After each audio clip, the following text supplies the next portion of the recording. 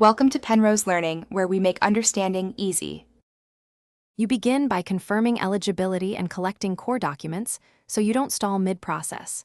Once that's done, open the official portal and sign in with your verified credentials. You'll need tax ID and prior year figures. Start a new NetForm 2025 session and enter basic account details first, because populating identification fields unlocks later sections. Make sure to save after each screen. Autosave may exist, but manual saves prevent lost work when uploads or connections fail.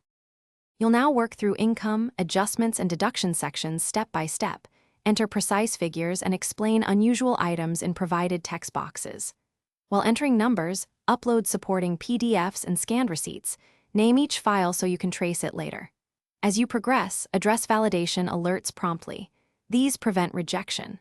Once the middle sections are complete, run the built-in validation, correct flagged items, and revalidate. This reduces back and forth and speeds final approval. You finish by reviewing the entire preview line by line, confirm totals, and sign electronically where prompted. After submission, download the confirmation page and a stamped PDF copy, then store encrypted backups and note the reference ID immediately. If the system rejects your file, check the validation log, revert to the last saved draft, correct the flagged fields, and resubmit. If issues persist, escalate with support using the reference ID to speed resolution. This saves time.